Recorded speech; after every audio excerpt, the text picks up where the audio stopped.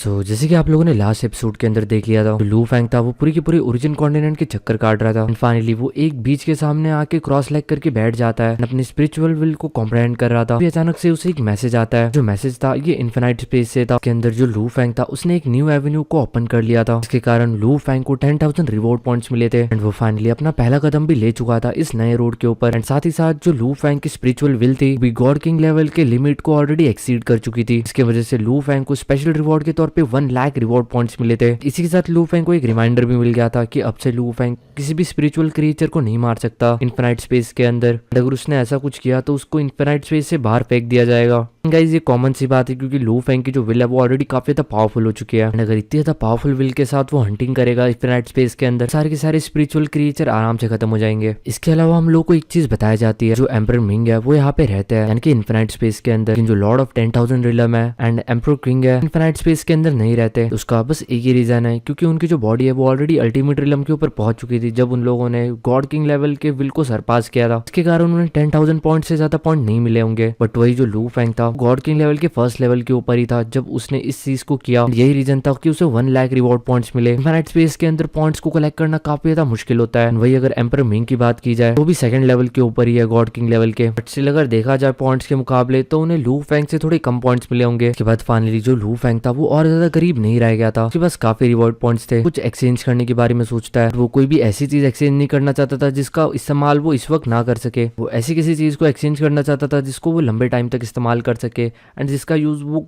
हाथ से करना स्टार्ट कर सके। इसी के साथ जो लू फैंग होता है वो कुछ इनहेरिटेंस को स्क्रॉल करना स्टार्ट करता है, जैसे कि वर्ल्ड लाइफ बॉडी। ये एक स्पेशल इनहेरिटेंस था एंड इसकी जो रिक्वायरमेंट मेरिट पॉइंट्स थी 60,000 बोनस पॉइंट के बाद वो मिक्स्ड केव बीस्ट बॉडी को भी देखता है। इसकी भी कीमत सेम ही थी। फिलहाल के लिए जो लू फैंग था उसे गॉड किंग लेवल के सेकंड रिलम का एक चैप्टर चाहिए था। इसके लिए उसे परफेक्ट लेवल के इनहेरिटेंस खरीदने के लिए बस 10,000 बोनस पॉइंट की रिक्वायरमेंट थी। ज्यादा अगर वो बोनस पॉइंट्स को खर्च करता है तो काफी ज्यादा लंबे टाइम तक उन सारी चीजों को इस्तेमाल नहीं कर पाएगा, क्योंकि इस टाइम लू फैंग का लेवल उतना ज्यादा बड़ा नहीं है। उसके बाद जो लू फैंग होता है वो काफी सारे और ट्रेजर्स को देखता है, जिसको देखने से जो लू फैंग की नॉलेज होती है वो भी काफी ज्यादा बढ़ती है इन सारे ट्रेजर्स को देख के। एंड क्योंकि उनके अंदर काफी सारे प्रिकॉशंस एंड बाकी सारी चीजें भी लिखी थी, इन सब चीजों को पढ़ पढ़ के लू फैंग को काफी अच्छा खासा नॉलेज हो रहा था हुनियान ब्लड लाइन एंड बाकी सारी चीजों का। साथ ही साथ जो लू फैंग की विल थी वो काफी ज्यादा टेम्पर हो रही थी, उसे ये सारी चीजें खरीदने का मन हो रहा था। लेकिन फाइनली लू फैंग अपने दिमाग से सारे थॉट्स को हटाता है, सबसे ज्यादा चीपेस्ट चीज को खरीदता है जिसकी उसे इस वक्त जरूरत थी, जो की थी लोटस सीड। को याद होगा लास्ट टाइम लू फैंग ने स्केल ऑफ डिस्ट्रक्शन को एक्सचेंज किया था एंड ये जो लोटस सीड थी इसकी जो कीमत थी वो 18,000 रिवॉर्ड पॉइंट्स थी।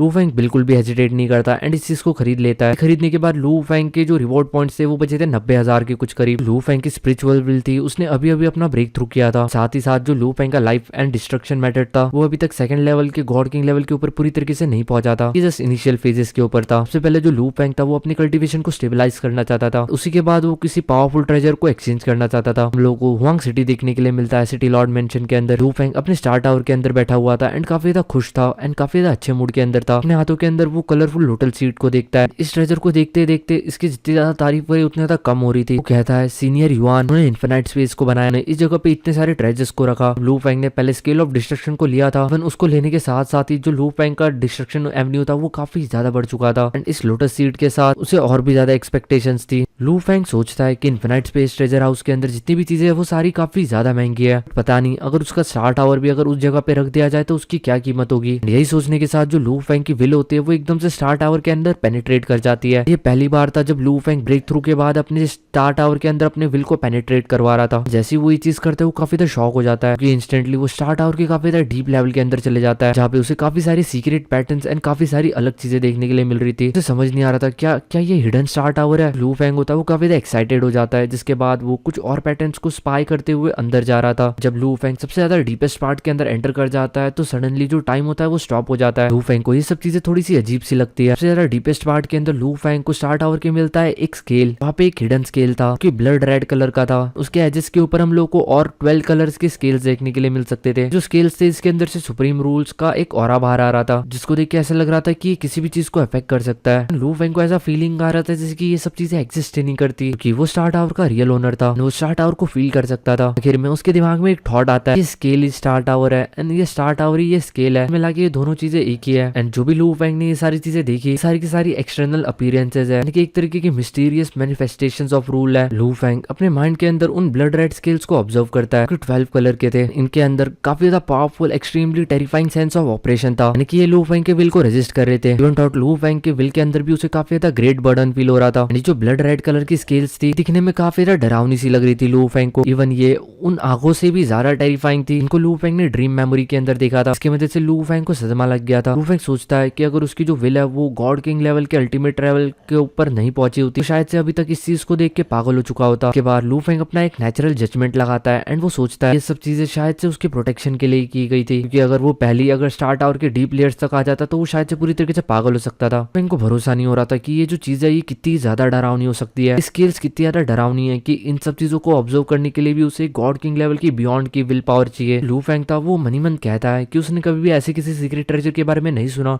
जो कि गॉड किंग लेवल के बियॉन्ड जा चुका हो। बाद लू फेंग को कुछ एम्परर्स एंड मोनार्क्स की याद आती है जो कि 2 एशियन कंट्री के थे। सभी लोगों के पास काफी सारे ऐसे ट्रेजर्स है जो कि गॉड किंग लेवल को सरपास कर चुके हैं, स्टिल उसके बाद भी जब उनकी विल अल्टीमेट लाइफ फॉर्म के ऊपर पहुंच चुकी होगी उनके पास काफी सारे पावरफुल सीक्रेट ट्रेजर्स होंगे। ये बात वो जाके रिलम बीस्ट को टक्कर दे सकता है। जहां तक कि लू फेंग ने कुछ अफवाहें सुनी थी जो एंसेस्टर्स है 2 कंट्री के, ऐसे सीक्रेट ट्रेजर्स को रिफाइन कर सकता है जो कि बियॉन्ड गॉड किंग लेवल हो। लू फेंग मनी मन सोचता है जो emperor queen and emperor Ming है की जो विल है वो ऑलरेडी गॉड किंग लेवल के अल्टीमेट लेवल तक पहुंच चुकी है। साथ ही साथ उनको अपने विल का इस्तेमाल काफी ज्यादा अपने आप को डिस्ट्रैक्ट करने में लगाना पड़ता है, क्योंकि वो हुनियान ब्लड लाइन को कल्टीवेट करता है, उसकी एक चॉटिक ब्लड लाइन सोर्स है। मिला के लू फेंग ये सोच रहा था कि इनकी विल की कोई भी औकात नहीं है स्टार टावर के सामने। जो लू फेंग था उसने काफी सारी नॉलेज ली थी स्पेस इनफाइनाइट ट्रेजर से, इसलिए उन्हें इन सब चीजों का एक छोटा छोटा अंदाजा लग चुका था। उसके बाद जो लू फेंग होता है उसके दिमाग में कुछ और थॉट्स आते हैं एंड वो अपने आप से कहता है चलो देखता है कि स्टार टावर कितना ही ज्यादा पावरफुल है। वो अपने विल को और ज्यादा डीप के अंदर पेनेट्रेट करने लग जाता है, जहाँ पे उसे काफी सारे सुपरफिशियल सीक्रेट पैटर्न्स देखने के लिए मिलता है जिन्हें धीरे धीरे करके वो ऑब्जर्व कर रहा था। लेकिन जैसे जैसे वो इन सब चीजों को ऑब्जर्व कर रहा था ये सब चीजें उसे और ज्यादा कॉम्प्लेक्स लगती जा रही थी। ऐसा लग रहा था कि किसी एलिमेंट्री क्लास के बच्चे को किसी हाई क्लास की बुक दे दी हो, वो सारी इक्वेशंस उसके दिमाग के ऊपर जा रही हो। लू फेंग बस इतना जज कर पा रहा था कि ये सारी जो चीजें है वो destruction, cause and effect, time space matter, world infinity, extreme and in सब चीजों से मिलकर बना हुआ है। ट्रॉल जो लू फेंग था उसने अपने हार्ट को सुप्रीम रूल्स के थ्रू मर्ज किया था एंड ये मौका उसे लाइफ में एक ही बार मिला था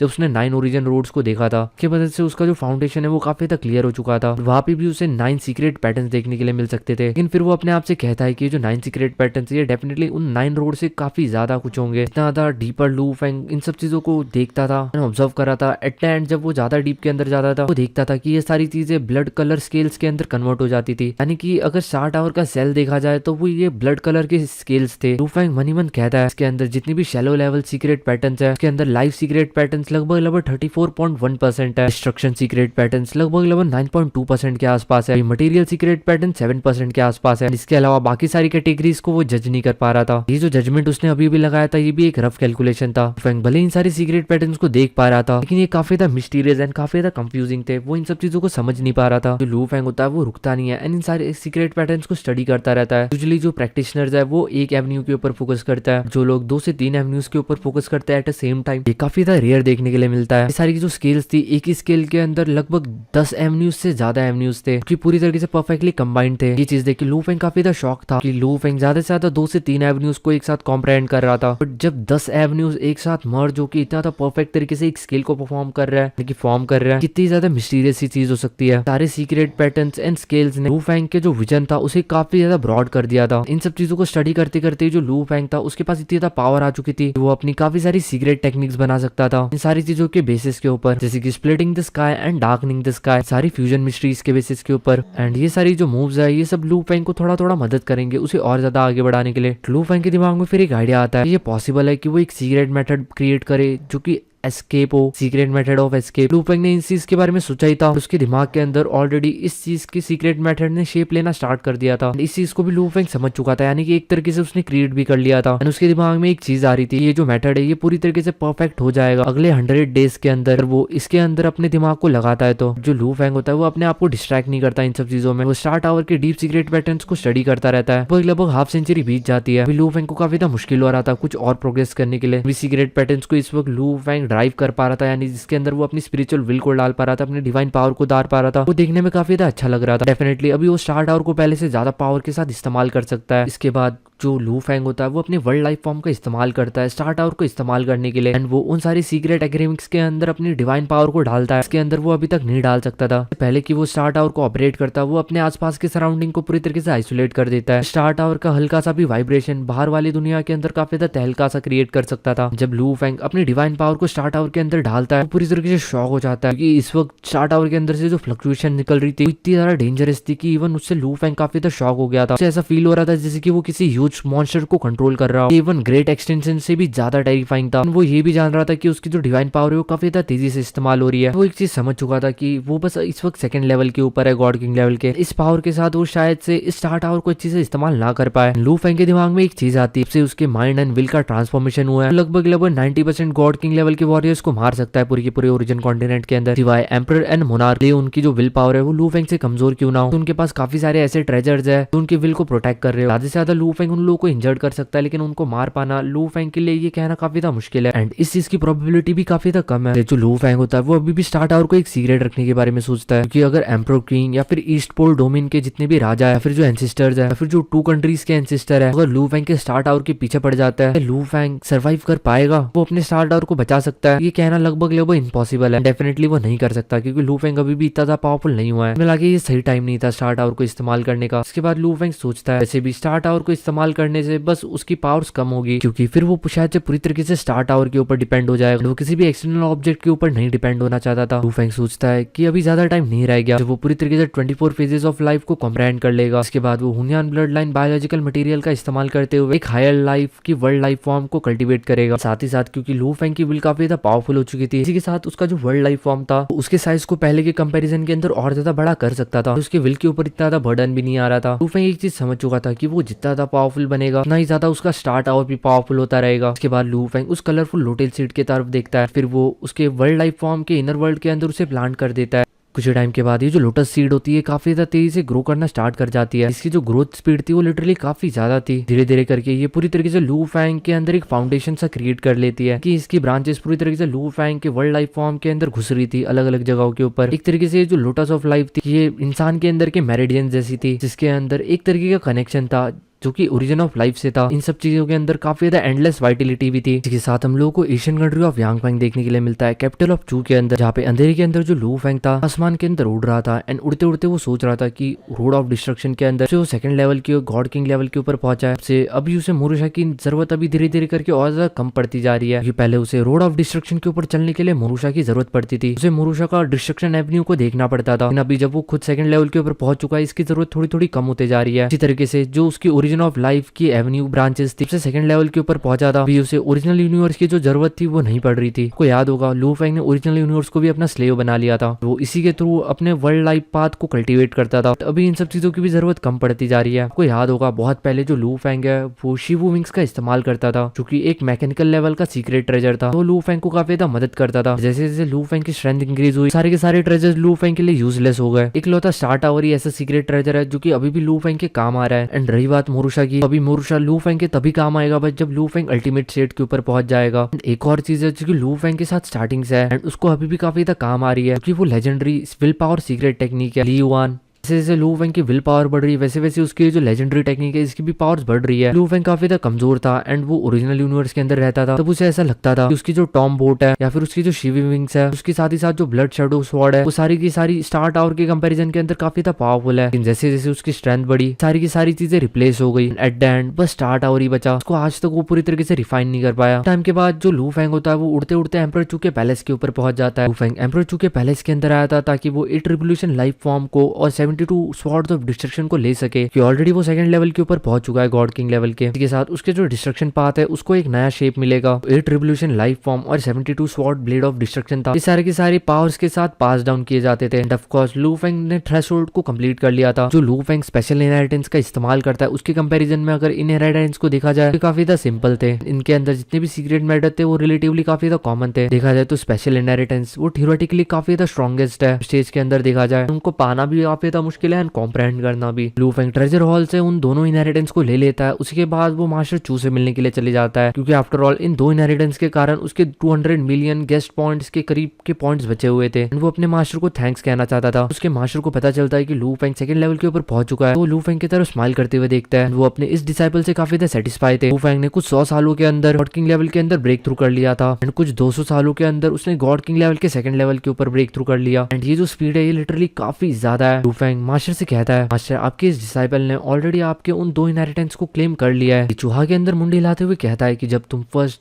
टाइम गॉड किंग लेवल के ऊपर ब्रेक थ्रू किए थे तब तुम ऑलरेडी पूरी तरीके से इनविंसिबल हो चुके थे गॉड किंग लेवल के फर्स्ट लेवल के ऊपर। तुम्हारा टैलेंट इतना ज्यादा टेरिफाइंग है। कुछ 200 साल ही बीते एंड तुम ऑलरेडी गॉड किंग लेवल के सेकंड लेवल के ऊपर पहुंच गए इतना ज्यादा कम टाइम के अंदर, क्योंकि पूरे ओरिजिन कॉन्टिनेंट की हिस्ट्री के अंदर शायद ही तुम्हारी बराबरी का कोई पर्सन होगा जिसने इतनी ज्यादा तेजी से अपना ब्रेक थ्रू किया। इस चीज को सुन के जो लू फेंग होता है वो मनी मन अपने आप से कहता है ये सब चीजें इसलिए हो पाई है क्योंकि उसने हाई लेवल की सीक्रेट टेक्निक्स को या फिर सीक्रेट्स को लो लेवल के अंदर अंडरस्टूड कर लिया था, यानी कि समझ लिया था। इसके कारण उसने अपने खुद के अंडरस्टैंडिंग को काफी ज्यादा टेम्पर्ड किया है। टीचू कहता है कि तुम्हारा जो कल्टीवेशन पाथ है वो सही में काफी ज्यादा स्मूथ है। जो हाई लेवल के कल्टीवेटर्स होते हैं या फिर हाई टैलेंट के लोग होते हैं इनिशियल फेज के अंदर काफी ज्यादा डेजलिंग होता है, काफी ज्यादा तेजी से आगे बढ़ता है। जैसे जैसे वो आगे बढ़ता है बॉटम नेक के अंदर स्टक हो जाता है, एट द एंड वो काफी ज्यादा मेडिक्योर हो जाता है। तुमने गॉड किंग लेवल के सेकंड लेवल के ऊपर भी काफी ज्यादा स्मूथली अपना ब्रेक थ्रू कर लिया। हमारा जो नेक्स्ट गोल है वो अल्टीमेट रिलम के ऊपर है। मैं तुम्हें बता दूं कि अल्टीमेट रिलम के ऊपर पहुंचना लगभग 100 टाइम ज्यादा मुश्किल है। इतना सेकंड लेवल के ऊपर पहुंचना है। तुम्हें अभी ज्यादा ओवर कॉन्फिडेंट होने की कोई जरूरत नहीं है। तुम्हें काफी ज्यादा हार्ड वर्क करना पड़ेगा एंड कोई भी कॉम्प्रोमाइज नहीं करना पड़ेगा। लू फेंग हाँ के अंदर मुंडी हिला देता है। उसके बाद मास्टर कहता है, लू फेंग तुम अभी टाइम टू टाइम काफी ज्यादा पावरफुल होते जा रहे हो। जैसे जैसे तुम पावरफुल बनते रहोगे काफी सारी फाइट्स एंड कॉन्फ्लिक्ट्स के अंदर फंसोगे जो कि तुम्हारे मास्टर से इन्वॉल्व है, यानी कि उसके मास्टर के पछड़ों के अंदर अभी धीरे धीरे करके लू फेंग भी इन्वॉल्व होना स्टार्ट हो जाएगा। लू फेंग काफी ज्यादा कमजोर था इसलिए कोई भी लू फेंग को इतना ज्यादा देखता नहीं था। अभी क्योंकि लू फेंग ऑलरेडी सेकंड लेवल के ऊपर पहुंच चुका है, डेफिनेटली अगर उसके मास्टर के कोई एनिमीज वगैरह या फिर कुछ होंगे तो वो लू फेंग को भी नुकसान पहुंचाने की कोशिश कर सकता है। मास्टर डीचू कहता है कि तुम मेरे डिसाइपल हो। जब तुम कमजोर थे तो जितने भी टॉप लेवल के बींग्स थे ओरिजिन कॉन्टिनेंट के अंदर तुमसे कोई भी घंटा भी फर्क नहीं पड़ता था। अभी जब तुम सेकंड लेवल के ऊपर पहुंच चुके हो गॉड किंग लेवल के, फाइनली अब तुम उनके नजरों के अंदर आना शुरू हो जाओगे। लू फेंग कहता है कि एक्चुअल में वो कौन है। लू फेंग की तरफ देखता है एंड कहता है तुम्हें क्या लगता है कि पूरी की पूरी ओरिजिन कॉन्टिनेंट के अंदर मेरे एनिमीज कौन हो सकता है। इसके बाद जो लू फेंग होता है वो थोड़ा बहुत सोचता है। वो अपने मास्टर की पावर्स को भी जानता था, इसलिए कुछ सोचने के बाद लू फेंग कहता है, मास्टर आपकी स्ट्रेंथ के साथ कोई ऑर्डिनरी पर्सन तो आपका दुश्मन नहीं हो सकता। डेफिनेटली जो आपके अपोनेंट्स होंगे वो एम्परर्स एंड मोनार्क्स के होंगे। उनके अंदर भी कुछ हैंडफुल पीपल्स ही होंगे जो कि आपके अपोनेंट होंगे। इसके बाद जो डीचू होता है उसके बॉडी के अंदर से काफी ज्यादा पावरफुल ऑरा निकलने लग जाता है एंड वो काफी ज्यादा कोल्ड वॉइस के साथ कहता है, मेरे सबसे बड़े दुश्मन वो यांगफेंग एशियन कंट्री के एम्परर्स है। इस सुन के लू फेंग थोड़ा सा शॉक होता है, ज्यादा नहीं, क्योंकि उसे लगता था कि Asian country of Yangfeng and Asian country of thunder इन दोनों की काफी ज्यादा कट्टर दुश्मनी है एंड उसके मास्टर का कोई इन्हीं में से कोई दुश्मन होगा। बट जब उसको पता चलता है कि एक्चुअल में उसके मास्टर के दुश्मन उसके खुद के एशियन कंट्री के अंदर है, चीज सुन के डेफिनेटली लू फेंग को थोड़ा सा ताजुब सा होता है। बट लू फेंग बहुत ज्यादा शॉक नहीं था, क्योंकि लू फेंग ने सुना था इन एम्परर्स एंड मोनार्क्स के अंदर जो भी कंपटीशन होता है वो काफी ज्यादा ब्रूटल होता है एंड खास करके यांगफेंग एशियन कंट्री के अंदर ही जगह ऐसी है जहाँ पे अपने ही अपनों के सुख लेते हैं एंड अपनों को दुख देते हैं। ऊपर ऊपर देखा जाए तो यांगफेंग एशियन कंट्री के अंदर 13 एम्परर्स है, उनके सबसे बड़े दुश्मन थंडर एशियन कंट्री के लोग हैं। लेकिन अगर अंदरूनी मामला देखा जाए तो यहाँ पे अलग ही खिचड़ी पकती है। 13 एम्परर्स की एक दूसरे के साथ बिल्कुल भी नहीं बचती। इनके अंदर एक दूसरे को लेकर जो हेट्रेड है वो बाहर के आइडल प्रैक्टिशनर से कंपैरिजन के अंदर काफी ज्यादा है। मास्टर डीचू कहता है कि फ्यूचर के अंदर तुम्हें ये चीज क्लियर होनी चाहिए कि तुम्हारा एनिमी कौन है और तुम्हारा फ्रेंड कौन है, खास करके उन 13 एम्परर्स के अंदर। उसके बाद मास्टर लू फेंग को बताता है डी यान, डी वू और डी जी के बारे में। इसके अंदर जो डी यान था वो ऑलरेडी एशियन कंट्री का काफी पुराना एम्परर है एंड उसके पास काफी सारे रिसोर्सेस थे एंड उसके रॉयल फैमिलीज के साथ काफी अच्छे खासे फ्रेंडली रिलेशनशिप रहे। डब्ल्यू काफी पावरफुल है। रही बात डी वू और डी जी की, तो ये तो एक दूसरे के लिए भाई बहन की तरह है। इनका जो रिलेशनशिप है वो लाइफ एंड डेथ रिलेशनशिप जैसा है, जिसकी हस्बैंड एंड वाइफ का होता है। ये लाइन पढ़ के लिटरली मेरा दिमाग सटिया गया। एक लाइफ के अंदर भाई बहनों का प्यार दिखाया गया है, दूसरे लाइफ के अंदर हस्बैंड एंड वाइफ बोल दिया। चाइनीज नॉवल सही में काफी ज्यादा कभी कभी सर के ऊपर चली जाती है। इसके बाद डीचू कहता है कि इन 13 एम्परर्स के अंदर इन तीनों ने अपना एक ग्रुप बना लिया है, इसके कारण D Qing definitely first rank के ऊपर आता है एंड सेकंड रैंक के ऊपर D Yan, Di ji and D वो आता है, जिन्होंने अपना एक जॉइंट फोर्सेस बना के रखा है। रही बात बाकी के एम्परर्स की, तो उन लोगों का कोई भी इंटरेस्ट नहीं है एक दूसरे के साथ जॉइंट फोर्सेस बनाने का, तो वो अलोन है। जिसके बाद जो मास्टर चू होता है वो लू फेंग को बताता है उसका जो सबसे बड़ा दुश्मन है वो है डी वू, जो कि उसका एक लाइफ एंड डेथ एनिमी है। जब वो ये बता रहा था तब डी चू के बॉडी के अंदर से काफी ज्यादा मर्डरस ऑरा निकल रहा था, क्योंकि डी वू मास्टर चू का सबसे बड़ा एनिमी है।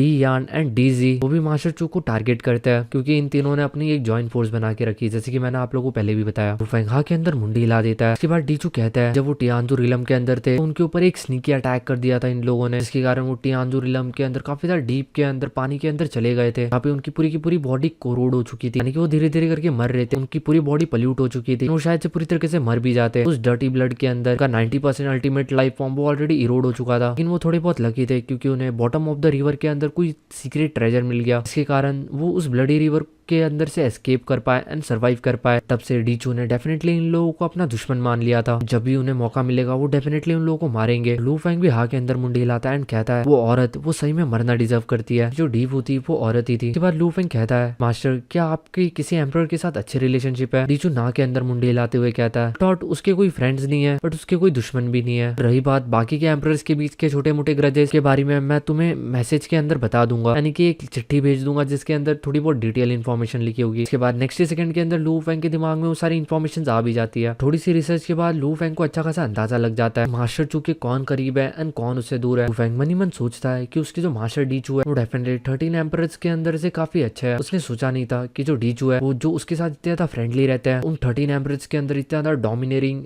एंड काफी ज्यादा गुस्से वाला टेम्पर रखते होंगे। ऊपर से डीचू काफी ज्यादा शांत लगता है, लेकिन अंदर से काफी ज्यादा गुस्सैल बुड्ढा है। डीचू कहता है गुस्से में कि अगर कभी भी कोई भी तुम्हें कोई भी उंगली करने की कोशिश करे तो इमीडिएटली मुझे इन्फॉर्म कर देना, तुम्हें खुद से कोई डिसीजन लेने की कोई जरूरत नहीं है, नहीं तो तुम उनके ट्रैप के अंदर फंस सकते हो। फेंग भी हा के अंदर मुंडी हिला देता है। इसी के साथ टाइम बीतता है एंड हम लोग को देखने के लिए मिलता है डीचू ने जो भी एक्सपेक्ट किया था सेम वैसी चीज होती है। हाफ सेंचुरी के बाद लू फेंग को एक गेस्ट टोकन रिसीव होता है, इसके अंदर लू फेंग को एक मिशन मिला था। लू फेंग उस मिशन की तरफ देखता है तो काफी ज्यादा सरप्राइज हो जाता है। डेफिनेटली इन सालों के अंदर लू फेंग को काफी सारे मिशन मिले थे, उन सारे मिशन को लू फेंग ने रिजेक्ट कर दिया था क्योंकि वो सारे के सारे मिशन इतने ज्यादा स्पेशल नहीं थे। जब लू फेंग इस मिशन के बारे में पढ़ता है तो काफी ज्यादा शॉक हो जाता है। मिशन के अंदर कुल मिला के 192 फॉरबिडन वर्ल्ड्स है, जो कि एक तरीके से फॉरबिडन लैंड्स है रॉयल फैमिली के, जहाँ पे वो 192 बीस्ट के एग्स को कल्टीवेट कर रहा है, जो कि चॉइटिंग ओरिजिन ब्लड लाइन को कैरी करता है। उनकी जो स्ट्रेंथ है वो लगभग सेकंड लेवल गॉड किंग के आसपास है। उनको उन सारी चीजों को गार्ड करने के लिए ऐसा पर्सन चाहिए जो कि सेकंड लेवल के ऊपर, उनके लिए ये काफी ज्यादा नेसेसरी है कि ये काम एक ही पर्सन करे। ये वो अपने 192 क्लोन्स के साथ करे कि वो उन 192 एग्स की काफी अच्छी तरीके से सुरक्षा कर सके। एंड उन 192 एग्स के अंदर से 3 अंडे ऐसे हैं इसकी लू फेंग को ज्यादा अच्छी से प्रोटेक्शन करनी पड़ेगी। कुल मिला के जो प्रोटेक्शन का काम है लगभग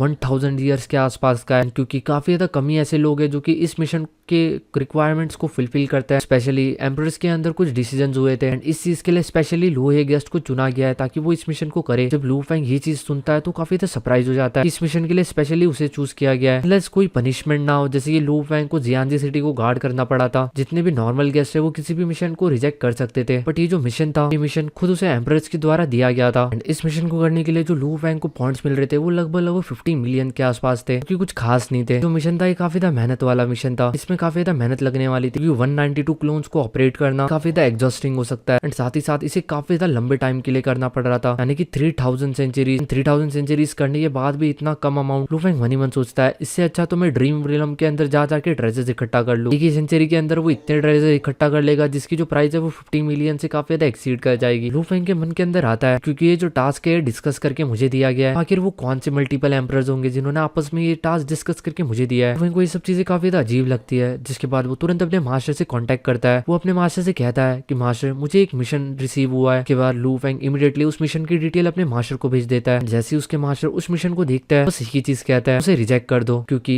हुनियान ब्लड लाइन के बीच टैक्स को प्रोटेक्ट करना ये काफी ज्यादा मुसीबत वाला काम है, क्योंकि तुम्हें 192 क्लोन्स को फॉर्म करना पड़ेगा, की वजह से तुम काफी ज्यादा लंबे टाइम तक डिस्ट्रैक्टेड रहोगे एंड अपने लाइफ के इस पॉइंट के ऊपर तुम डिस्ट्रैक्टेड नहीं रह सकते। गाइस लिटरली लू फेंग को बस 200 साल लगे थे गॉड किंग लेवल के सेकंड लेवल के ऊपर पहुंचने के लिए, एंड ये कुछ 1000 सालों के लिए लू फेंग को किसी चीज के अंदर अटकाने की बात कर रहा है। अगर गलती से लू फेंग ऐसी किसी चीज के अंदर अटक जाता है तो डेफिनेटली उसका जो प्रोग्रेस है वो काफी ज्यादा स्लो हो जाता है। ऐसे किसी पर्सन के लिए सूट करता है जो कि लगभग मिलियंस ऑफ ईयर से एक ही रैंक के ऊपर अटका हुआ है, जिसकी कोई भी चांसेस नहीं है आगे बढ़ने की। ऐसा कोई बंदा ऐसा कोई काम करता भी है तो फिर भी समझ आता है लू फेंग जैसा बंदा इसके अंदर ऑलरेडी इतना ज्यादा पोटेंशियल और उसको इतना ज्यादा हैवी टास्क दिया जाए जिसके अंदर अगर जो पैसा है वो भी इतना ज्यादा ना मिले तो ये टोटली बेकार है। थॉट इसके अंदर अगर लू फेंग को क्रेडिट पॉइंट्स काफी ज्यादा मिल रहे होते, उसके बाद भी ये मिशन बेकार था। जो बंदा 200 साल में अपना ब्रेक थ्रू कर सकता है, उसे अगर 1000 सालों तक किसी चीज को प्रोटेक्ट करना पड़े तो ये उसके वक्त की बर्बादी है। ऐसे ही मास्टर डीचू से कहता है, लू फेंग उस मिशन को रिजेक्ट कर देता है। एंड इसी के साथ डीचू लू फेंग को ये भी बताता है कि एक बार जैसे तुम इस मिशन को रिफ्यूज कर दोगे, डेफिनेटली उन लोगों के पास कोई ना कोई बैकअप प्लान होगा,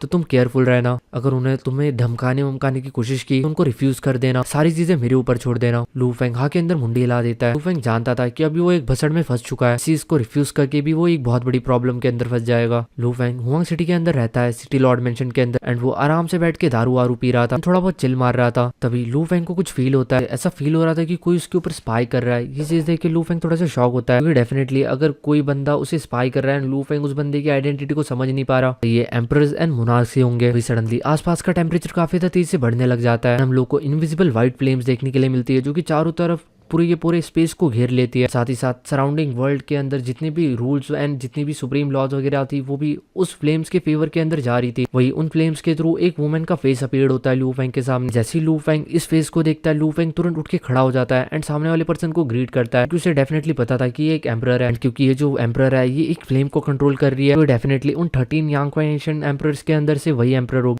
यानी कि डीवू यही उसके मास्टर की सबसे बड़ी दुश्मन है। वही सामने वो जो बड़ा सा फेस अपीयर होता है, वो बोलता है लू फेंग को जल्दी करो एंड उस हुनियान रेड लाइन बीस टैग वाले कल्टीवेशन मिशन को एक्सेप्ट कर लो। लू फेंग कहता है एम्परर, जिसके आगे वो बोलने वाला होता है, लेकिन उसका मुंह खुल नहीं पा रहा था, काफी डर लग रहा था। तो जो लू फेंग होता है वो नाक के अंदर मुंडी हिला देता है, एंड जैसे ही वो नाक के अंदर मुंडी हिलाता है, वो जो औरत होती है वो और ज्यादा गुस्से में आ जाती है, एंड उसकी जो व्हाइट फ्लेम्स होती है वो इंस्टेंटली लू फेंग की पूरी बॉडी को कवर कर लेती है। वो उसे जलाना शुरू कर देती है। फ्लेम्स के कारण लू फेंग को काफी दर्द होने लग जाता है, उसकी बॉडी काफी तेजी से बर्न होने लग जाती है, बट साथ ही उसकी जो बॉडी है वो रिकवर भी हो रही थी। डेफिनेटली ये जो फ्लेम्स थी ये लू फेंग के बॉडी को पूरी तरीके से इनहेलेट नहीं कर रही थी, ये बस एक तरीके से उसे टॉर्चर कर रही थी। लू फेंग को समझ आता है कि उसका जो वर्ल्ड लाइफ फॉर्म है वो अभी भी काफी तक कमजोर है किसी भी एम्परर के सामने। उसे इस वक्त काफी ज्यादा ह्यूज गैप फील हो रहा था। औरत कहती है कि तुम मेरे मिशन को रिजेक्ट कर रहे हो जस्ट बिकॉज तुम डीचू के डिसाइपल हो, मैं इस मिशन को एक्सेप्ट करना पड़ेगा। अगर तुमने इस चीज को रिफ्यूज किया तो मैं तुम्हारे सेक्ट के सारे डिसाइपल्स को मार दूंगी, तुम्हारे पूरे के पूरे डावे सेक्ट को खत्म कर दूंगी। इसी के साथ वो लू फेंग को धमकी देने लग जाती है एंड फिर कहती है जल्दी बताओ मुझे तुम्हारी हाँ या ना है। जो लू फेंग होता है वो ऑलरेडी डर चुका होता है। अभी लू फेंग के पीछे से एक आवाज आती है, डीवू क्या तुम मेरे डिसाइपल को थ्रेटन करने की कोशिश कर रहे हो? एंड एक काफी ज्यादा टेरिफाइंग डार्क ऑरा पीछे से आता है, जो कि आसपास के फ्लेम्स को पूरी तरीके से गायब कर देता है। एंड एक काफी ज्यादा बड़ी बॉडी फॉर्म होती है, डेफिनेटली मास्टर डीचू की थे। डीचू उस औरत की तरफ देखते हुए कहता है, हमारी हिम्मत कैसे हुई मेरे डिसाइपल को डराने की? एंड अगर तुमने उसके सेक्ट के एक बंदे को भी मारने की कोशिश की, मुझे सोच के बता देना कि मुझे अगले तुम्हारे कौन से बच्चे को मारना है। ये चीज सुनते ही वो जो औरत होती है वो काफी ज्यादा मर्डरस इंटेंट के साथ डीचू की तरफ देखने लग जाती है। इस औरत के कुल मिला के 5 बच्चे थे। पास्ट के अंदर ही जो डीचू है वो ऑलरेडी इसके 2 बच्चों को मार चुका है पूरी तरीके से, इस तरीके से मारा था कि इवन उन्हें रिकॉग्निट करने का मौका भी नहीं दिया। इवन थॉट डीचू बाकी के 3 बच्चों को भी मार सकता था, लेकिन उन्होंने जानबूझ के नहीं मारा, क्योंकि अगर वो सारे बच्चों को मार देता तो इस औरत को धमकाने के लिए फ्यूचर के अंदर उनके पास कोई भी और चीज नहीं बचती। गुस्से में आके वो डेफिनेटली डीचू के साथ एक लाइफ एंड डेथ बैटल कर लेती। अभी उसके 3 बच्चे जिंदा है, उसे उनका ख्याल रखना है। डेफिनेटली उन्हें उसी चीज की टेंशन है, इसी चीज के कारण डीचू उस लड़की को धमका पा रहा है। वो औरत डीचू की तरफ देखती है, कहती है क्या तुम मुझे धमकी देने की कोशिश करे, वो भी एक डिसाइपल के लिए? डीचू हंसते हुए कहता है, हाँ मैं तुम्हें थ्रेटन कर रहा हूँ। डीचू की एबिलिटी सही में एक अलग ही लेवल के ऊपर थी। उसकी एबिलिटी ऑलरेडी अल्टीमेट रिलम के ऊपर पहुंच चुकी थी ग्रेट डाउस के अंदर। वो अपने काफी सारे पावरफुल सीक्रेट ट्रेजर्स की मदद से डीवू के बच्चे को किसी भी वक्त मार सकता था, उसे कोई भी नहीं रोक सकता था। इवन थॉट उसके बच्चे अगर एम्परर वू के पैलेस के अंदर भी रहेंगे के बाद भी एम्परर चू आराम से उन्हें कर्स करके मार सकता था। कुल मिला के ये औरत कुछ भी नहीं कर सकती थी अगर डीचू अपनी पे आ गया तो। के बाद वो औरत डीचू की तरफ देखती है एंड कहती है, ठीक है बहुत अच्छे, मैं समझ गई। इसी के साथ वो अपना मुंह बनाती है एंड यहाँ से चली जाती है, यानी कि वो फ्लेम्स धीरे धीरे करके डिसअपियर हो जाती है। इसके बाद जो लू फेंग होता है वो मास्टर चू की तरफ देखता है एंड वो कहता है कि ये लोग कितना ज्यादा बेशरम हो सकता है। डीचू भी कहता है, सही में ये बहुत ज्यादा बेशरम हो चुकी है, बस अपनी बात मनवाने के लिए ये तुम्हें अपने सेक्ट की धमकी दे रही है। मिला के लू फेंग को काफी ज्यादा अजीब लग रहा था, जस्ट एक मिशन के लिए उसे उसके पूरे के पूरे अपने लोगों की धमकी दी जा रही थी। तभी उसे ऐसा फील हो रहा था जो सो कॉल्ड एम्परर्स है ये डेफिनेटली काफी ज्यादा शेमलेस लोग हैं। उसने जितना सोचा था ये उनसे भी ज्यादा बेकार है। ऑर्डिनरी गॉड किंग लेवल के वॉरियर्स इनसे ज्यादा बेटर होता है। डीचू कहता है, जब तुम्हारी स्ट्रेंथ इतनी ज्यादा पावरफुल हो कोई तुम्हें ना रोक सके, नॉर्मली एक इंसान के दिमाग में इसी तरीके के थॉट्स आते हैं। जब तुम हुनयान ब्लड लाइन को कल्टीवेट करते हो, ऑलरेडी तुम अपने दिमाग की आधी माँ बहन एक कर चुके होते हो एंड ऑलरेडी तुम अपने कंट्रोल के अंदर नहीं होते। तो ये औरत आधी पागल तो वैसे भी हो चुकी है, क्योंकि ये हुनयान ब्लड लाइन को कल्टीवेट करती है, इसलिए इसने अपने आप को काफी ज्यादा पल्यूट कर लिया है। तो इस तरीके की चीजें ऑलरेडी मैंने इससे एक्सपेक्ट की थी, इसलिए मैंने इसकी 3 बच्चों को जिंदा रखा है अभी तक, ताकि फ्यूचर के अंदर कम से कम उन्हीं के डर के ऊपर मैं इसे रोक सकूं। के बाद एम्परर चू की बॉडी धीरे धीरे करके डिसअपियर होने लग जाती है एंड वो लू फेंग से कहता है अगर फिर कोई एम्परर या फिर मोनार्क तुम्हें परेशान करने की कोशिश करे तो इमीडिएटली मुझे बता देना, तुरंत तुम्हारी मदद करने के लिए आ जाऊंगा। डेफिनेटली अपने आप को बचाने का सबसे बेस्ट तरीका यही होगा तुम अपने ऊपर डिपेंड रहो, अपनी स्ट्रेंथ को जितना ज्यादा जल्दी हो सके उतना ज्यादा बढ़ाओ। हम लोग को डियान देखने के लिए मिलता है, क्योंकि लिटरली काफी ज्यादा गुस्सा था। लू फैंग ने डी वू को रिजेक्ट कर दिया था अभी उसके मुंह के ऊपर। अभी वो चाहते थे कि वो लू फैंग को उसके गेस्ट सिस्टम से निकाल दे, उसे उसका गेस्ट स्टेटस सीन ले, लेकिन रॉयल रूल्स के अकॉर्डिंग वो ये सब नहीं कर सकते थे। इसके लिए भी उन्हें एक मीटिंग रखनी पड़ेगी। ये जो गेस्ट सिस्टम था ये उनके एंसेस्टर के द्वारा स्टेबलाइज किया गया था। इसके अंदर इवन किसी गेस्ट गॉड किंग से उसका गेस्ट स्टेटस लेना हो तो वो एक या फिर 2 एम्परर्स मिलकर डिसाइड नहीं कर सकते। इस चीज के लिए पूरी की पूरी सभा बैठेगी एम्परर्स की एंड आपस में वोटिंग होगी, सोच विचार होगा, उसी के बाद फाइनल फैसला आएगा। हम लोग को देखने के लिए मिलता है कि ऑलरेडी यहाँ पे गेस्ट मीटिंग हेल्ड करा ली गई थी। यहाँ पे हम लोग को डीचू भी देखने के लिए मिलता है। डीचू एम्परर क्वीन से कहता है जो मेरा डिसाइपल है वो ऑलरेडी एक्सट्रीमली टैलेंटेड है। जो वो पहले गॉड किंग लेवल के ऊपर बना था वो ऑलरेडी पूरी तरीके से इनविंसिबल हो चुका था फर्स्ट लेवल के ऊपर, एंड अभी वो सेकंड लेवल के गॉड किंग लेवल के ऊपर बस 200 सालों के अंदर ब्रेक थ्रू कर लिया। जो भी स्वॉर्ड लाइट वो इस्तेमाल करता है वो ऑलरेडी सेकंड लेवल के टॉप लेवल के अंदर देखी जाती है। इवन टॉट अभी अभी उसने सेकंड लेवल के ऊपर अपना ब्रेक थ्रू किया है, के बाद वो पीक लेवल के मूव्स का इस्तेमाल कर सकता है। इस टैलेंट के साथ आप एक्चुअल में उसका स्टेटस छीनना चाहते हो? डियान कहता है क्या तुम्हें लगता है कि हमारी जो रॉयल फैमिली है वो इस तरीके के आइडल कल्टीवेटर या फिर किसी के कोई भी टैलेंट से इनको कोई फर्क पड़ता हो? हमारा यांग फे एशियन किंगडम काफी ज्यादा बड़ा है ना, हमें घंटा इन सब चीजों से कोई भी फर्क नहीं पड़ता। मैजेस्टी जो है वो सबसे ज्यादा इंपॉर्टेंट चीज है, यानी कि आज्ञा का पालन करना। तो उसके जैसा एक बच्चा उसने यांग फे एशियन कंट्री को कैसे ऑफेंड किया? डियान कहता है जब से लुए एक गॉड किंग लेवल के वॉरियर बना है उसने सारे के सारे टास्क को रिफ्यूज किया जो भी उसे दिए गए। उसने किसी भी टास्क को एक्सेप्ट नहीं किया। एम्परर चू के स्टेटस के साथ उसने काफी सारे इनहेरिटेंस रिसीव किया जिनकी कीमत ऑलरेडी 200 मिलियन क्रेडिट के आसपास है। कुल मिला के जो लू फैंग है वो बस गेस्ट सिस्टम का फायदा उठा रहा है। एक ऐसा गेस्ट है जो कि बस लेना जानता है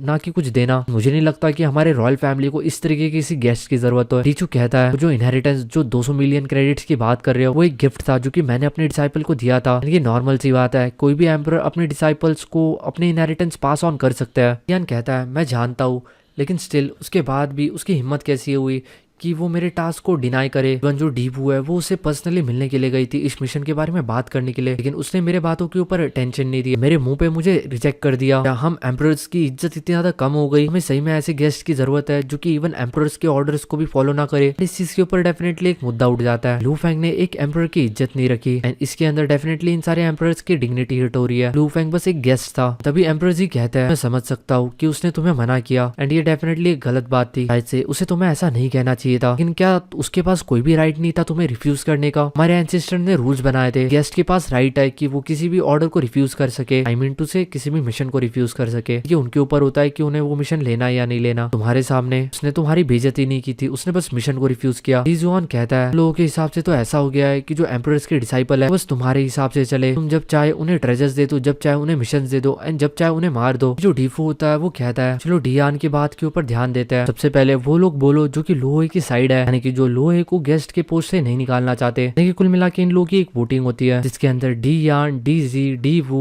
D Yuan and Di Wu सारे के सारे वो लोग थे जो लू फैंग को निकलवाना चाहते थे। इनमें से कुछ प्रैक्टिशनर ऐसे थे जिनकी डीचू के साथ कोई भी दुश्मनी नहीं थी, उनका भी थोड़ा सा ईगो हट हो गया था कि लू फैंग ने किसी एम्परर को मना कैसे कर दिया। जो भी इस प्रपोजल से डिसएग्री करते थे वो थे डी चू, डी जियान, डी जुआन, डी कॉन्ग, डी जियो फैंग एंड डी यू। जब डीफू भी मना करता है इन सब चीजों के लिए, यानी कि जब डीफू लू फैंग की साइड लेता है तो डियान को काफी ज्यादा गुस्सा आता है। इस प्रपोजल को लॉन्च करने से पहले उसे ऐसा लग रहा था डीफू उनके साइड में रहेगा, की मदद से उनके सक्सेस के जो चांसेस है वो काफी ज्यादा है। डीफू ने एट द एंड के अंदर अपना बाजा पलट दिया था। सभी लोगों को पता था कि डीफू कितना ज्यादा पावरफुल है। डी किंग की बात देखा जाए तो डी किंग की अगली जगह डीफू ही लेने वाला था। अंदर काफी ज्यादा पोटेंशियल था। उसने अपनी पूरी की पूरी बॉडी को बस फॉर्मेशन के बेसिस के ऊपर ही बनाया था एंड उसे कल्टिवेट किया था एंड वो अल्टीमेट फॉर्म के ऊपर पहुंचा था। रही बात उन 3 एम्परर्स की जो कि डीफू के दुश्मन थे, तो उनकी भी इस बंदे के साथ काफी अच्छी खासी बनती थी। उन्हें लगा था कि डीफू तो उनकी साइड में रहेगा। डीफू ने अपने रंग दिखा दिए थे। जो डियान होती है वो डीफू के ऊपर काफी ज्यादा गुस्से में देखती है। डीफू डियान से कहता है, देखो लुए वो एक गेस्ट ऑफिशियल है, उसने गॉड किंग लेवल के ऊपर जस्ट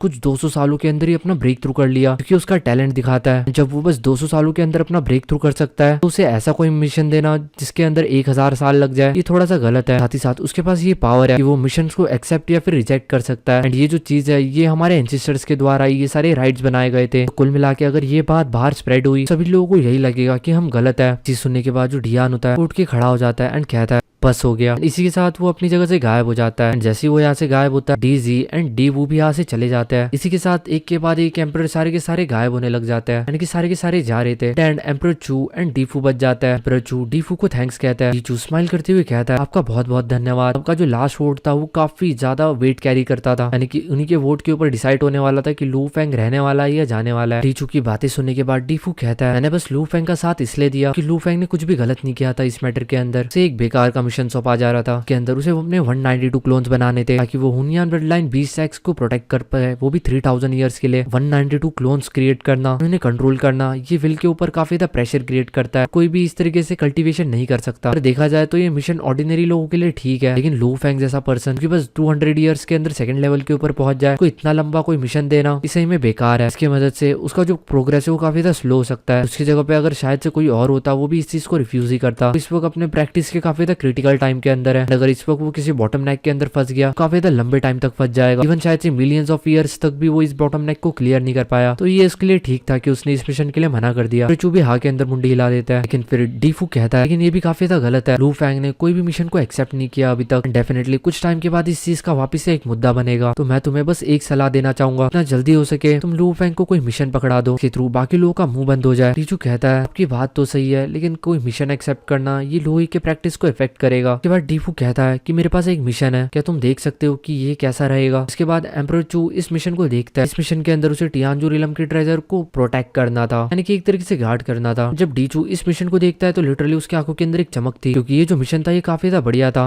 इसके अंदर लू फेंग को बस अपने 36 क्लोन्स का इस्तेमाल करना था ताकि वो उन 36 एंट्रेंसेस का गार्ड कर सके। किसी भी जगह का गार्डिंग वगैरह काम ये काफी ज्यादा आसान होता है कि यांग फेनेशन नेशन ऑलरेडी काफी ज्यादा पावरफुल है। एंड ऐसे में कोई भी यहाँ पे जनरली घुसता नहीं है, यानी कि घुसपैठ वगैरह ज्यादा होती नहीं है एंड ज्यादा इन लोगों को जरूरत नहीं पड़ती। लू फेंग को यहाँ पे खड़े खड़े गार्ड करना है। अगर वहाँ पे वो अपने 36 वीक क्लोन्स को भी बना के छोड़ देता है फिर भी कोई भी फर्क नहीं पड़ेगा। इन सब चीजों के अंदर उसके ऊपर ज्यादा कोई मेंटल बर्डन भी नहीं आएगा, क्योंकि ये जो मिशन था ये टियानजू रिलम के अंदर था। तो वहाँ पे डेफिनेटली लू फेंग को काफी सारे फायदे होंगे। टियानजू रिलम के अंदर काफी सारे फॉर्मेशन है जिनको लू फेंग स्टडी कर सकता है। जो टियानजू रिलम की फर्स्ट ट्रेजर लैंड है ये लिटरली ये काफी ज्यादा अलग लेवल की ट्रेजर लैंड है। इस तरीके की अपॉर्चुनिटी बार बार नहीं मिलती। डीफू कहता है ठीक है तो फिर ये जो मिशन है ये मैं लू फेंग को भेज देता हूँ। एंड इसी के साथ डीफू ये मिशन लू फेंग को भेज देता है। डीचू भी काफी ज्यादा खुश होता है। इसके बाद डीचू यहाँ से चला जाता है। डीचू के जाने के बाद जो डीफू होता है वो मनी मन कहता है ये बंदा ये लिटरली कमाल का है, ये ओरिजिनल यूनिवर्स से आया था ओरिजिन कॉन्टिनेंट के अंदर। एंड जब ये आया था तब ये एक इटर्नल ट्रू गॉड था। कुछ 100 सालों के अंदर ये एक गॉड किंग लेवल का वॉरियर बन गया। कुछ 200 सालों के अंदर और ये एक सेकंड लेवल का गॉड किंग लेवल का वॉरियर बन गया। इवन सुप्रीम रूल्स भी फेवर करती है। इसके अंदर काफी ज्यादा पोटेंशियल है। मैं ओरिजिन कॉन्टिनेंट को फ्यूचर के अंदर छोड़ूंगा तब मुझे एक कंपेनियन की जरूरत होगी। वो जानता था कि ओरिजिन कॉन्टिनेंट की बाहर की जो दुनिया है वहाँ पे सर्वाइव करना इतना था आसान नहीं होगा। रही बात बाकी के एम्परर्स की औकात नहीं है कि वो इनके कंपेनियन बन सके, क्योंकि वो सारी की सारी हुनियान ब्लड लाइन को प्रैक्टिस करते हैं। तो वो सारे के सारे बस सरदर्द है। रही बात एम्परर फू की,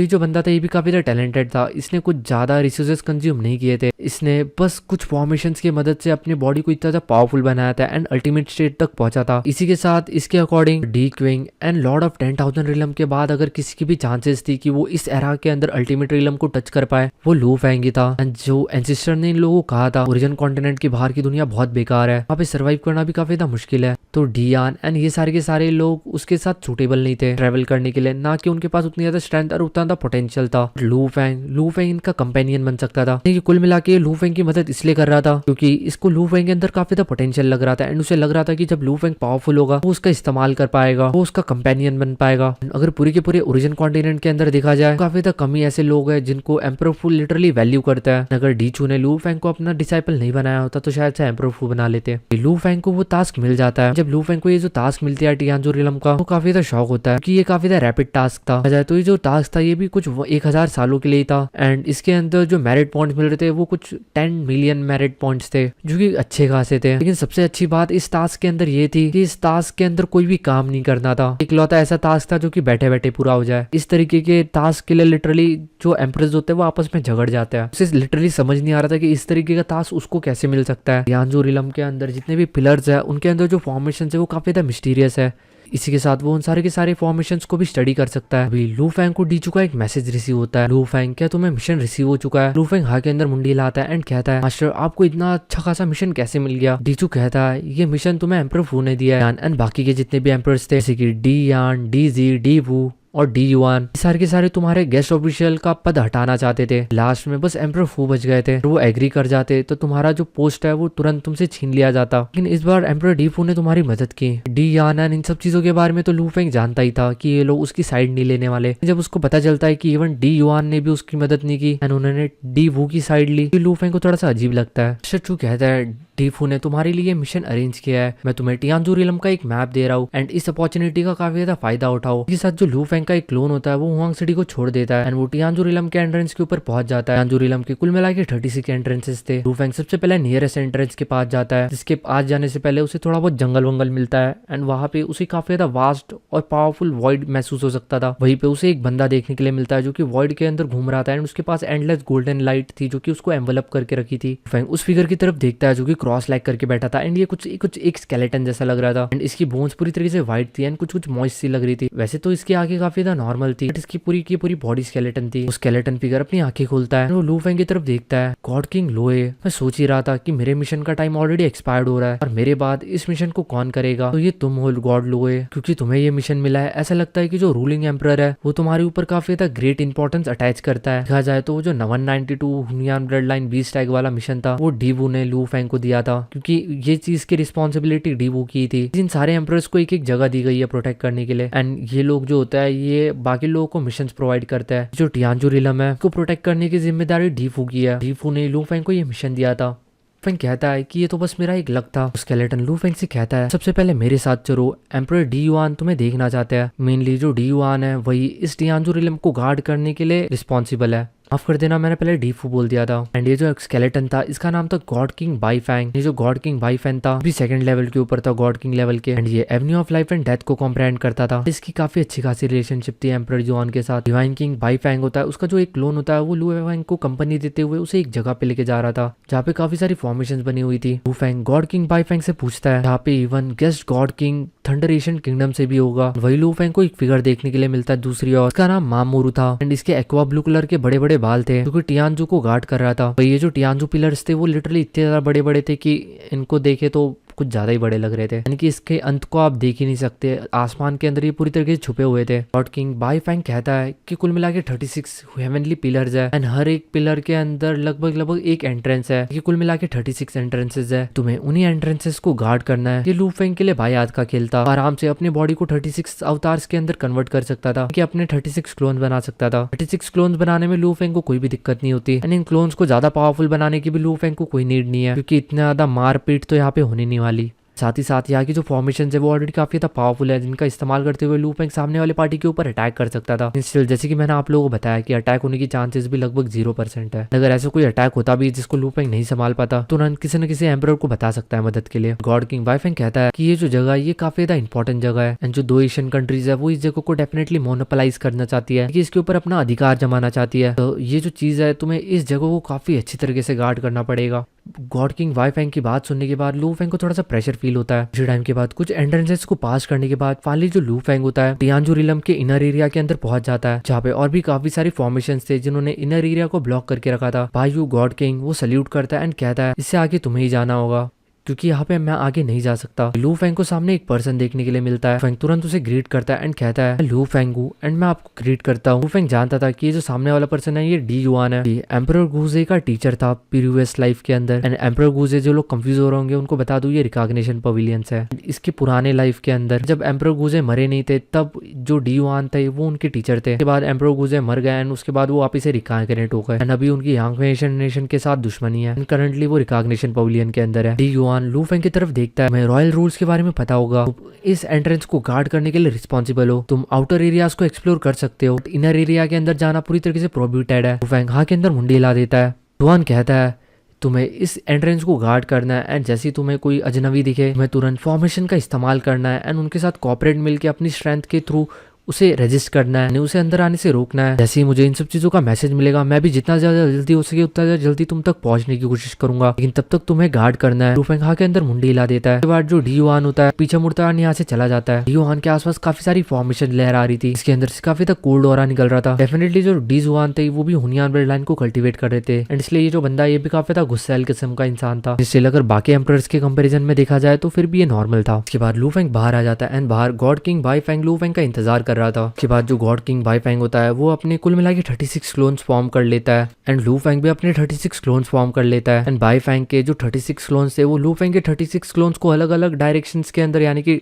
डिफरेंट एंट्रेंसेस के पास लेके जा रहा था टियानजू रिलम के। धीरे धीरे करके लू फेंग के अंडर ये सारा काम हैंड ओवर कर रहा था। फाइनली ये जो बंदा होता है गॉड किंग बाई ये लू फेंग को सारे के सारे एंट्रेंसेस के ऊपर पहुंचा देता है, जिसके बाद वो लू फेंग से कहता है कि अब से तुम इन सारे एरिया को गार्ड करने के लिए रिस्पॉन्सिबल हो। मैं तुम्हें एक चीज बोलना चाहूंगा, अपने टेम्पर को थोड़ा सा मेंटेन करके रखना पड़ेगा एंड थोड़ा सा पेशेंस रखना पड़ेगा। यहाँ पे काफी ज्यादा सरफिरे लोग आ जाते हैं कभी कभी क्योंकि तुम्हारा दिमाग खराब कर सकते हैं, लेकिन क्योंकि उन सारे लोगों का भी अच्छा खासा कनेक्शन होता है, वो सारे के सारे इलीट्स होते हैं, तुम्हें थोड़ा सा ध्यान रखना पड़ेगा। उसके बाद गाइज हम लोग को बताया गया है कि जो गॉड किंग बाई है एंड डी युआन थे ये दोनों के दोनों लाइफ एंड डेथ फ्रेंड्स थे। लाइफ एंड डेथ फ्रेंड्स से शायद से ये पति पत्नी थे, मे बी, मुझे नहीं पता। यहाँ पे किसी का भी जेंडर यहाँ पे स्पेसिफाई नहीं किया जाता, लिटरली समझ ही नहीं आता कुछ भी। लेकिन जब से इन लोगों ने एशियन ध्यान कंट्री को ज्वाइन किया था लोग भी कुछ ज्यादा खुश नहीं थे। इसी के साथ हम लोग को देखने के लिए मिलता है जो लू फेंग होता है वो फॉर्मेशन डिस्क को कंट्रोल करता है, उसके अंदर अपनी डिवाइन पावर को डाल देता है। वो आसपास की सराउंडिंग को देखता है तो वो सही में मनी मन सोचता है कि ये सारे के सारे फॉर्मेशन ये सही में काफी ज्यादा पावरफुल है। फॉर्मेशन की मदद से जो लू फेंग था वो आराम से ग्यूजे emperor and Wujing god king जैसे पावरफुल लोगों को पास कर सकता था। साथ ही साथ जो लू फेंग था वो मनी मन सोचता है थॉट वो यहाँ का गार्ड हो, वो किसी भी प्रैक्टिशनर्स को अंदर प्राइवेटली नहीं भेज सकता कि ये जो पूरी की पूरी जगह है इस पूरी की पूरी जगह को डी युआन के कब्जे के अंदर रखा गया है, कि डी युआन की पूरी तरीके से नजर रहती है। अगर लू फेंग पर्पसली किसी से पैसे ले दे कि किसी आउटसाइडर को अंदर लेके भी आता है उनको तुरंत शक हो जाएगा। उसके बाद डेफिनेटली लू फेंग का हाल थोड़ा खराब हो सकता है, यानी कि उसे पनिश किया जा सकता है। लू फेंग ज्यादा इन सब चीजों के बारे में नहीं सोचता एंड इस जगह को गार्ड करने का सबसे बड़ा फायदा ये था, इस जगह को गार्ड करने के साथ लू फेंग को टियानजी वर्ल्ड के जो 36 टियानजूस थे देखने का एंड स्टडी करने का मौका मिलता था। लू फेंग तुरंत अपने 36 और क्लोन बना लेता है एंड वो 36 टियानजूस की तरफ छोड़ देता है। जब वो उन स्काई पिलर्स को देखता है जो कि काफी ज्यादा बड़े थे, जिनका कोई भी अंत नहीं था, के ऊपर काफी सारे पर्पल कलर के फॉर्मेशंस बने हुए थे जो अलग अलग कलर के थे। एंड जब लू फेंग ये सब चीजें देख ही रहा था तभी लू फेंग को एक फिगर देखने के लिए मिलता है जिसने कुछ पर्पल कलर के आर्मर पहन के रखे थे एंड इस फिगर को देखते ही लू फेंग समझ जाता है कि ये डीमन किंग या नाउ है। ये जो बंदा है ये थंडर एशियन किंगडम से बिलोंग करता है, ये definitely 3 most powerful God Kings के अंदर से एक है, जो है ये पाथ ऑफ डिस्ट्रक्शन को कल्टीवेट करता है हुनिया ब्लड लाइन के थ्रू। इसकी जो स्ट्रेंथ है वो भी काफी एक्सट्रीमली टेरिफाइंग है। गॉड किंग याना था उसने भी लू फेंग को पहचान लिया था, वो भी लू फेंग को ग्रीट करता है। लू फेंग की तारीफ करते हुए कहता है कि गॉड किंग लो है, आपका मोमेंटम वो सही में काफी ज्यादा अलग लेवल के ऊपर है, काफी टेरिफाइंग। ओरिजिन कॉन्टिनेंट के अंदर किसी को भी आपके पावर के ऊपर भरोसा नहीं हो रहा। जस्ट 200 सालों के अंदर आप गॉड किंग लेवल के सेकंड लेवल के ऊपर पहुंच चुके हो। ये सारे पुराने फिगर्स को ऐसा लगता है ओरिजिन कॉन्टिनेंट के अंदर आप एम्पर लेवल तक पहुंच सकते हो। लू फेंग भी हाँ के अंदर मुंडी हिला देता है एंड कुछ भी नहीं कहता इस चीज के ऊपर। उसके बाद जो लू फेंग होता है वो उन टावरिंग पिलर्स के ऊपर उस काउंटलेस सीक्रेट पैटर्न्स को देखता है। उन पैटर्न्स के अंदर लू फेंग को एक बहुत बड़ी सी कुल्हाड़ी नजर आती है जिसको देखने से ऐसा लग रहा था जिसने सारे के सारे रूल्स को ब्रेक कर दिया हो एंड हेवन भी उसका सपोर्ट कर रहा हो। लू फेंग इस तरीके के सीक्रेट पैटर्न्स को काफी ज्यादा लंबे टाइम तक देखता रहता है एंड कुछ दिन इसी तरीके से बीत जाता है। जो एक्स का आर्टिस्टिक कंसेप्शन था ये लिटरली एक अलग ही लेवल के ऊपर था, किसी भी कंप्लीट एवेन्यू के बियॉन्ड था। इसके अंदर कुछ उस तरीके का चार्म था जो कि लू फैंग के ब्लडी स्केल्स के अंदर था स्टार टावर के। अगर जस्ट देखा जाए तो फर्क इतना था कि जो लू फैंग के स्टार टावर के ब्लडी स्केल्स थे उसके ऊपर जो सीक्रेट पैटर्न्स थे डेफिनेटली काफी ज्यादा मोर डिटेल थे। जस्ट इन सारे पैटर्न्स को देखने के लिए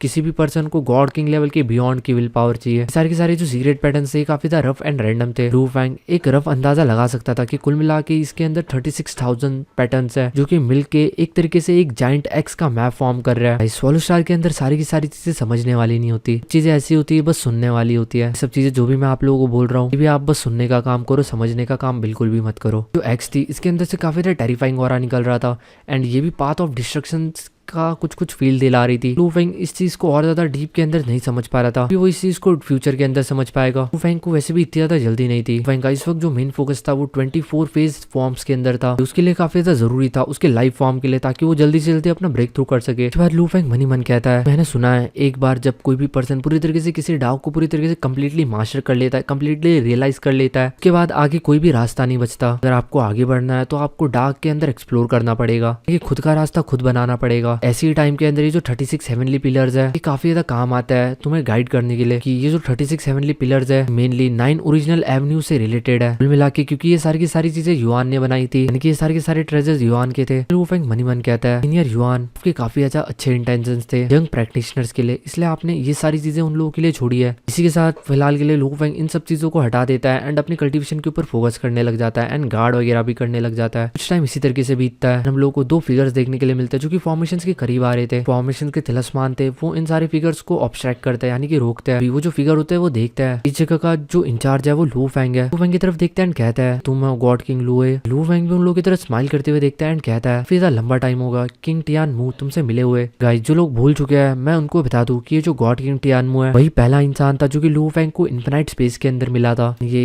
यांगफे एशियन कंट्री का एक रॉयल फैमिली का गॉड किंग है। उस टाइम इस बंदे ने लू फैंग के साथ काफी ज्यादा फ्रेंडली तरीके से बिहेव किया था, लिटरली काफी ज्यादा रेयर था, इसलिए ये बंदा लू फैंग को याद है। टियानमू कहता है हम लोगों की डेस्टिनी लिखी गई थी आज मिलने के लिए इन्फिनाइट स्पेस के अंदर। अगर ये बंदे की बात की जाए तो वो अभी भी रिलम ऑफ चॉस के अंदर ही है। गॉड किंग टियानमू कहता है जब मैंने तुम्हें उस टाइम देखा था तब तुम फर्स्ट लेवल के ऊपर थे गॉड किंग लेवल के, और अभी तुम सेकंड लेवल के ऊपर पहुंच चुके हो एंड मैं अभी भी फर्स्ट लेवल के ऊपर ही हूँ। ये काफी ज्यादा सैड बात है। अगर देखा जाए तो इसके जो रिसोर्सेज है वो लू फैंग के कंपैरिजन के अंदर डेफिनेटली बेटर है, उसके बाद भी वो अपना ब्रेक थ्रू नहीं कर पा रहा। टॉट वो हुनियान ब्लड लाइन का इस्तेमाल भी करता है। भी एक और सेकंड लेवल का गॉड किंग लेवल का वॉरियर आता है जो कि एक रॉयल गॉड किंग था। ये बंदा भी टियानमू के साथ ही आया हुआ था। टियानमू की तरफ देखता है कहता है टियानमू चलो जल्दी यहाँ से। लू फैंग की तरफ देखता भी नहीं है, लू फैंग को इग्नोर कर देता है। गॉड किंग टियानमू भी लू फैंग को बाय कह के यहाँ से निकल जाता है। लू फैंग इन दोनों को यहाँ से जाता हुआ देखता रहता है। लू फैंग था वो इस जगह को लगभग 27 सेंचुरी से गार्ड कर रहा था। इस टाइम के अंदर कुल मिला के 3 रॉयल गॉड किंग लेवल के वॉरियर्स थे जो कि थंडर एशियन किंगडम के थे, इस जगह के ऊपर एंटर किए थे। 2 रॉयल गॉड किंग लेवल के वॉरियर्स थे जो कि यांगफे एशियन नेशन से थे। मिला के जितने भी गॉड किंग यहाँ पे आते थे एशियन किंगडम से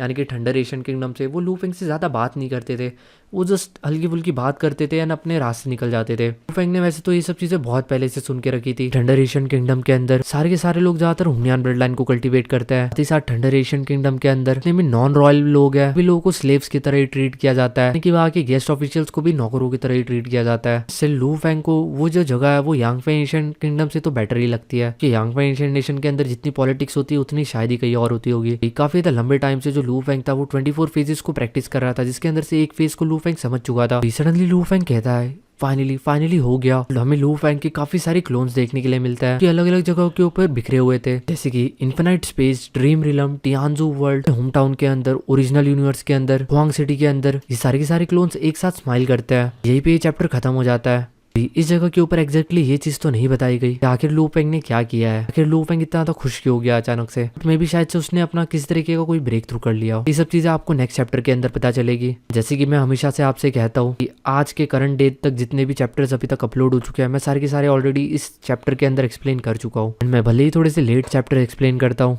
इसलिए अभी मैं सोचता हूँ जब मैं प्रीमियर एपिसोड देता था तब आपके लिए थोड़ा सा ज़्यादा आसान था कि मैंने इस नोवेल को ख़त्म नहीं होने दिया था एंड हर 3 दिन के अंदर आपको एक वीडियो देखने के लिए मिलता रहता था। अभी वीडियो लेने के लिए आप लोगों को कम से कम 5 से 6 दिन रुकना पड़ता है, पता लगे कि आपको लगभग 1 घंटे के आसपास का वीडियो मिल जाता है। स्टिल उस टाइम के अंदर मैंने आपको एक लिमिटेड सप्लाई दे के रखा था, लेकिन आपको कंटिन्यूसली मिल रहा था एंड अभी 1 दिन वीडियो देखने के बाद आपको बाकी के 5 दिन काफ़ी ज़्यादा वेट करना पड़ता है। चलो कोई ना, अभी मैंने अपना सेकंड नोवेल स्टार्ट कर लिया है। जब सेकंड नोवेल अच्छी खासी ऊंचाइयों के ऊपर पहुंच जाएगा तो मैं सोचूंगा कि उसके अंदर मैं प्रीमियर वाला कंसेप्ट इंट्रोड्यूस करा दूं।